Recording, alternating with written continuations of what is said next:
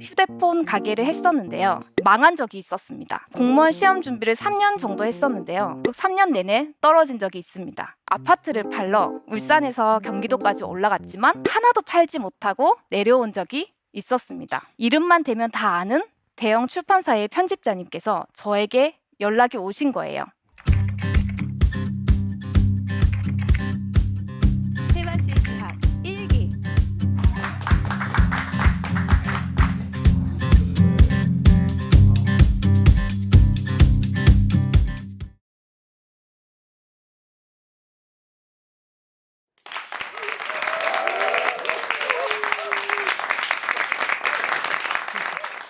안녕하십니까. 저는 세바시하고 김필영입니다. 저는 4살, 5살 두 아이를 키우는 엄마이고요. 그리고 저에게는 또 하나의 직업이 있는데요. 바로 브런치 작가입니다.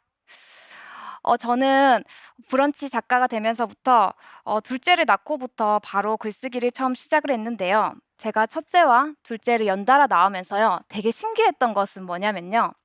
거리를 나서면요. 분명히 눈은 제 눈인데 아이들에 관한 것만 보이더라고요. 아, 이거 보면은 애들이 진짜 좋아하겠다.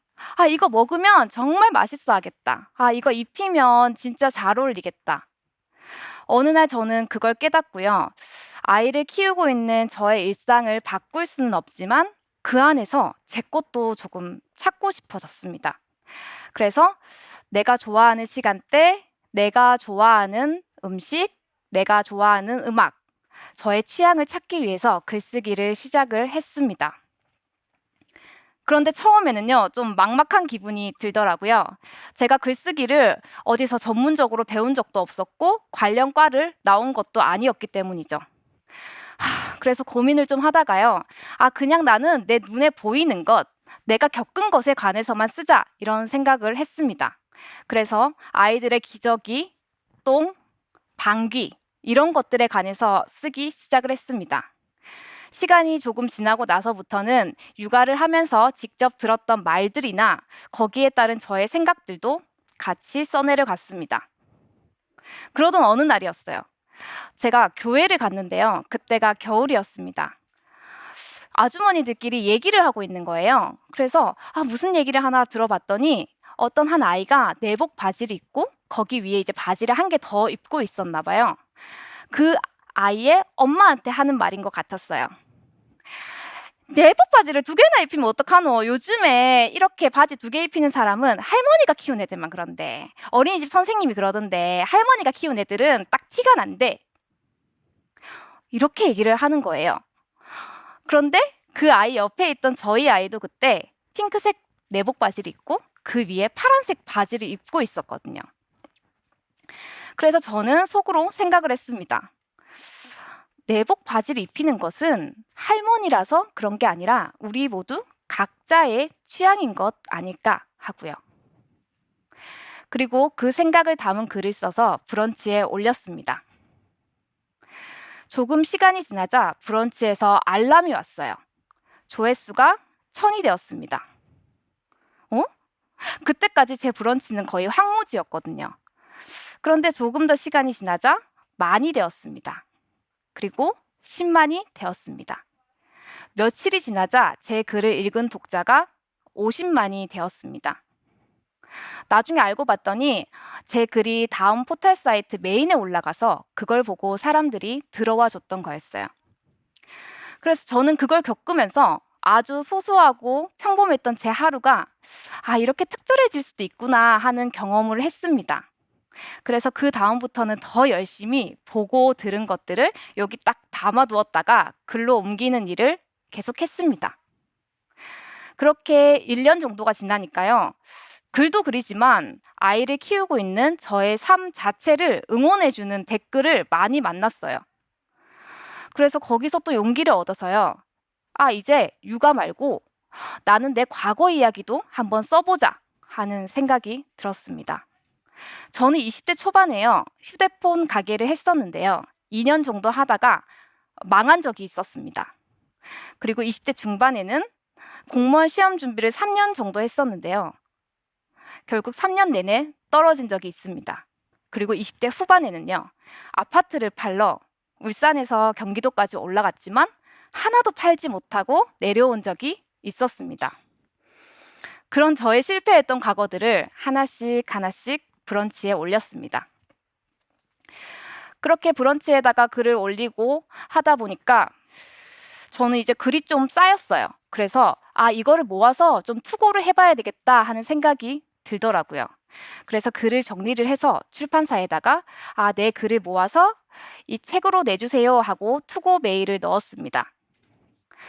몇몇 출판사에서 저에게 연락이 왔습니다.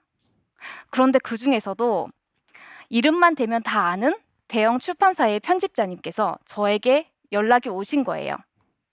그래서 저는 아주 기쁜 마음으로 그쪽과 계약을 하러 서울에 갔습니다.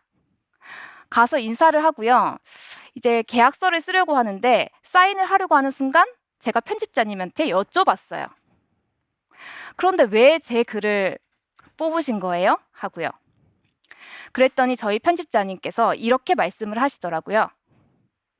이런 얘기도 좀 쓰여서 읽힐 필요가 있죠. 이런 얘기? 저는 집으로 돌아가는 KTX 안에서 그 말의 의미에 대해서 계속 생각을 해보았습니다. 제가 과거를 쓰면서 깨달았던 것은 무엇이었는지, 또 그게 내게 어떤 의미가 있었는지에 대해서요.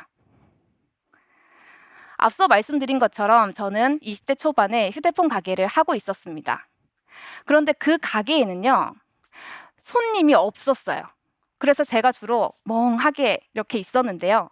딸랑딸랑 종소리가 울리면요, 놀래서 출입문을 쳐다보고는 했었습니다. 글을 쓰면서 그 출입문을 열고 들어왔었던 사람들 한 명 한 명이 다 떠오르더라고요. 유난히 손가락이 하얗고 긴 남자가 있었고요. 그리고 키가 아주 큰 할머니도 있었어요. 그리고 목소리가 좀 허스키했던 아주머니도 계셨고요. 마르고 안경을 낀 채로 습니까로 말을 하던 영업사원도 있었습니다. 그들의 말투, 행동, 그리고 그들의 입은 옷, 그런 그들의 선택을 제가 글로 옮기면서요. 저는 그들의 고유성을 계속 발견을 했습니다. 그리고 그때 깨달았죠. 우리는 모두 우리 각자 이렇게 세계가 있는 거구나 하고요.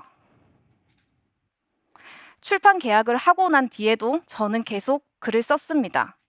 제가 과거를 써내려 가는 동안 제가 과거에 만났던 모든 삶이 의미가 있었다는 생각을, 확신을 좀 그때 가지게 되었어요.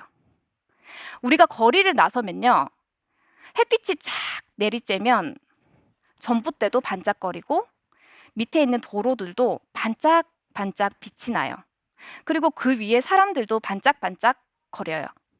모두 각자의 자리에서 그렇게 빛나고 있습니다.